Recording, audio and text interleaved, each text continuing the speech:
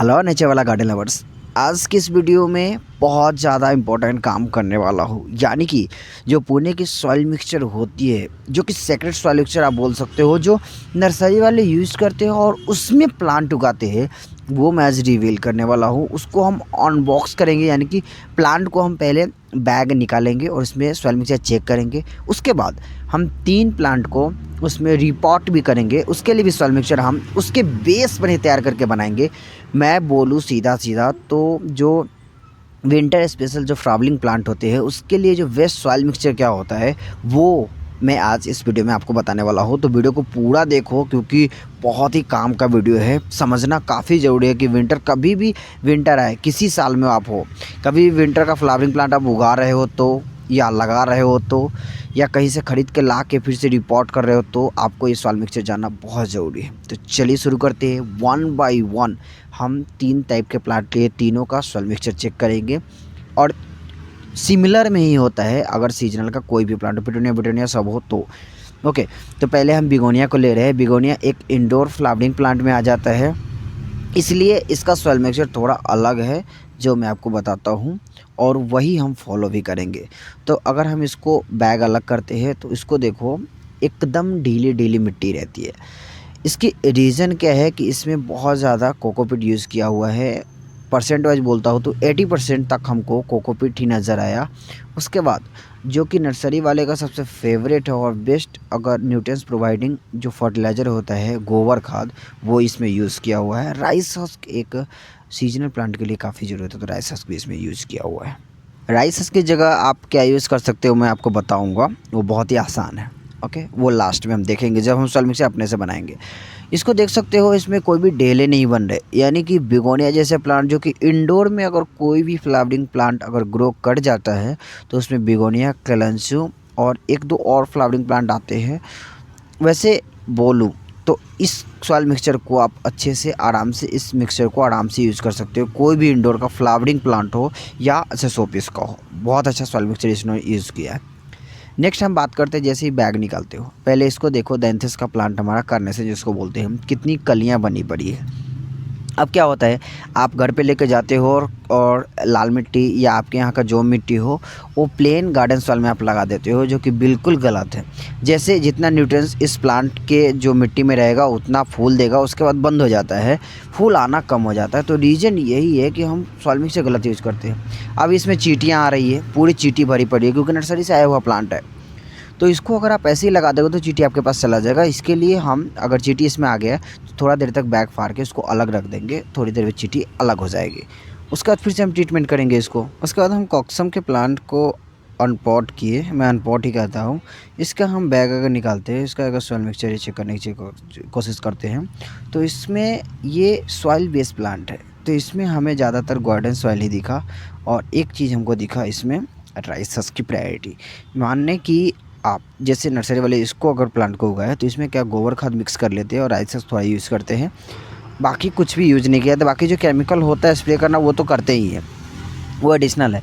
लेकिन इसका अगर सॉइल मिक्सचर में रफली बोलूँ तो कंपोस्ट या गोबर खाद और गार्डन सॉइल में आप इस प्लांट को आराम से उगा सकते हो। इसको कोकोपीट की ज़रूरत नहीं पड़ती, क्योंकि ये आउटडोर प्लांट है, ये सॉइल बेस्ड प्लांट होता है, इनको मिट्टी चाहिए। जैसे आप देख सकते हो ना, सॉइल मिक्सचर में हम अभी जो जो निकाल के आपको बता रहे हैं, जो कि वहाँ से लग के जो एक्सपर्ट लोग लगाए हुए हैं, तो आप इसको इग्नोर नहीं कर सकते हो और इस प्रोसेस को फॉलो करते हो, डेफिनेटली आपका प्लांट अच्छे से ग्रो करेगा। ये मैं नहीं कह रहा हूँ, जो मतलब मैं आपके सामने करके दिखा रहा हूँ कि हाँ, ये यहाँ से ऐसे प्लांट आया और इसको किस तरीके से लगाया है। मतलब पुणे के जो एक्सपर्ट नर्सरी है, जो काफ़ी दिनों से, काफ़ी सालों से प्लांट बना रहे हैं, उगा रहे हैं, तो उनका सॉल्यूशन से मैं आपको बता रहा हूँ गाइस, आसान नहीं है। उसके बाद अब बिगोनिया हो गया हमारा। एक डाइंथिस का प्लांट हमने अलग किया था, उसमें चींटी लगी थी, तो उसको बाद में देखेंगे। पहले सेवंती को देख लेते हैं। सेवंती भी एक सॉइल बेस्ड प्लांट है, ये भी प्लेन गार्डन सॉइल में ही लगा है, लेकिन गोबर खाद की प्रायोरिटी दी गई है। गोबर खाद इसलिए यूज़ किया जाता है क्योंकि काफ़ी लंबा टाइम तक न्यूट्रिएंट्स को बना के रख सकता है केवल गोबर खाद, इसलिए। लेकिन गोबर खाद अगर आपको नहीं मिलता है, तो जो को राइस हस्क होता है, उसका बेस आपको वर्मी कंपोस्ट मिल जाएगा, वो किसी भी नर्सरी में, तो वो वाले ले सकते हो। उसमें एक होता है अलग टाइप का कंपोस्ट होता है, वो नहीं लेना है आपको। राइसेस का टच करके जैसे देखोगे तो उसमें थोड़ी थोड़ी चावल के जो भुस्से होते हैं ना, ये से उस राइसेस बोलते हैं, वो मिलेगा। ये देखो, इसको हमने निकाला तो स्नेहल के अंडे भी इसमें दिखने लगते हैं। तो आपको इस बात से ध्यान देना है कि जब आप बैग को निकालो या पॉट से निकाल के प्लांट को एक बार मिट्टी को देखो कि क्या है नहीं है। ज़रूरत पड़े तो मिट्टी को आप डिस्टर्ब भी कर सकते हो, रूट्स डिस्टर्ब हो चलेगा।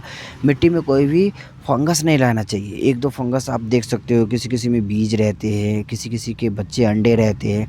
तो ये सब ध्यान देना पड़ता है कभी कभी जब प्लांट लगाओ तो। इसमें देखो तो इसमें हमको गोबर खाद ही दिख रहा है, यानी प्रायर चीज़ यही होती है। अब हम आते हैं कि वो वाले प्लांट जिसको हमने हटाया है, उसकी चींटियाँ भाग गए हैं। अब डेंथस को, जिसको डेंथस कहते हैं, उसको हम निकाल के देखते हैं। उसका सॉइल मिक्सचर भी है ना गाइस, कोकोपीट बेस है। ये भी इंडोर तो नहीं चलता, सेमी सीड तक चल जाता है इसके लिए।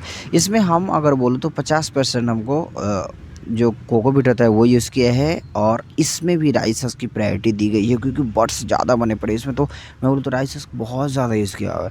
तो राइसस की जगह आपको मैं बता दी कॉम्पोस्ट यूज़ कर सकते हो, 20% आप ले सकते हो, और बाकी 80% में आपको ये रहेगा गार्डन सॉइल रहेगा, और कोकोपीट रहेगा। 50-50 करना है आपको, मतलब 40 ये उसके बाद 20 वो, इस तरीक़े से रहेगा। तो प्लांट का अलग अलग रहता है। लेकिन ओवरऑल अगर बोलता हूँ तो इंडोर प्लांट के लिए सॉइल मिक्सचर जो होता है ना, वो अब मैं आपको बता देता हूँ।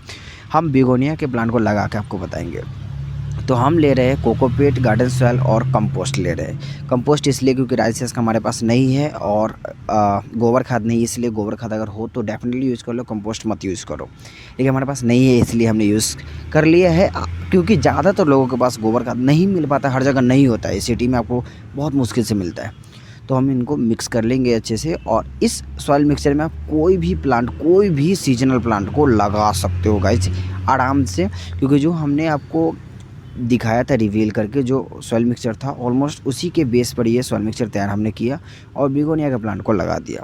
ओके, लेकिन अगर आपको उगाना है तो कोशिश करो कि गोबर खाद कहीं से भी अगर मिल जाए तो बहुत अच्छा रहेगा। सोर्सेस बहुत अच्छा रिजल्ट आपको देखने को मिलेगा। ओके, तो हम इन तीनों प्लांट्स को लगा देते हैं। बाकी आप रिजल्ट भी देख सकते हो किस तरह का। आप जैसे सीजनल प्लांट का यही मतलब होता है कि आप 1 2 3 4 कलर मिक्स करके एक पॉट में लगाओगे तो जो कलरफुल फ्लावर्स होते हैं ना, इसी को सीजनल प्लांट्स का इंपॉर्टेंस कहते हैं। 1 2 प्लांट लगाने से मज़ा नहीं आता है, इसलिए हम एक पॉट में 3 कलर के जो बिगोनिया का प्लांट होता है वो उसको हम लगा देते हैं। बाकी आप रिजल्ट देख के हमें कमेंट में जरूर बताओ। तब तक के लिए bye, take care, stay connected, stay safe.